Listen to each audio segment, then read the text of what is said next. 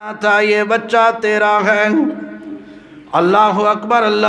ان کافروں کی ساری کوشش ناکام ہو گئی۔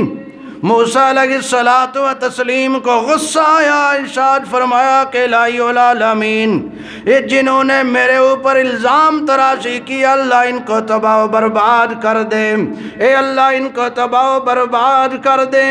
اللہ زمین پھٹے، یہ زمین میں چلے جائیں۔ زمین پھٹنا شروع ہو گئی، زمین پھٹی، وہ قارون اور اس کا سارا قافلہ زمین میں دسنا شروع ہو گیا۔ دستے دستے جب ناف تک پہنچا، موسیٰ علیہ السلام سے معافی مانگ رہا ہے، موسیٰ مجھے معاف کر دو۔ موسیٰ علیہ السلام کا جلال معاف کرنے کے لیے تیار نہیں، پھر کندھوں تک معاف نہیں کیا، سر کے بال نظر آ رہے تھے۔ تو موسیٰ علیہ السلام سے آخری بار اس نے کہا کہ موسیٰ کلیم اللہ مجھے معاف کر دو۔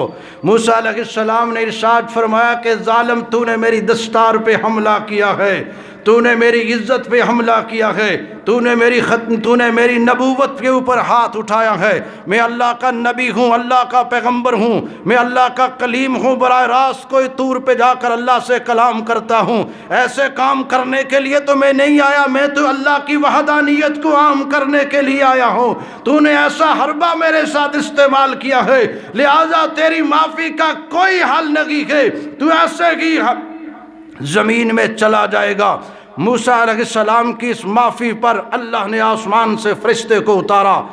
اللہ نے ارشاد فرمایا کہ جاؤ میرے کلیم سے پوچھو اور اس سے کہو کہ یہ قارون تجھ سے معافی مانگتا رہا ہے، اگر مجھے ایک بار بھی پکار کر مجھ سے معافی مانگتا تو میں اس کو معاف کر دیتا ہوں۔ میرے مسلمان بھائی ذرا غور کرو، اتنا بڑا عمل کرنے کے بعد اللہ اس کو معاف کرنے کا ظرف رکھتے ہیں۔ اتنے بڑے کافر کو اللہ معاف کرنے کی صلاحیت رکھتے ہیں، اتنے بڑے کافر کو معاف کرنے کی اللہ سوچ رکھتے ہیں کہ میں اس کو بھی معاف کر دوں۔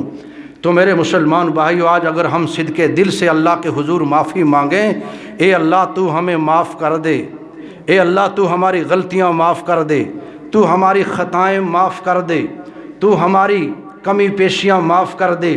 جب فوتگی ہو جائے اس وقت بھی پیارے پیغمبر صلی اللہ علیہ وسلم کی سنت کو، اللہ کے نبی بدر کے میدان میں 14 جوانوں کی جوانیاں ان کے سہاگ اجڑ جاتے ہیں، غزوہ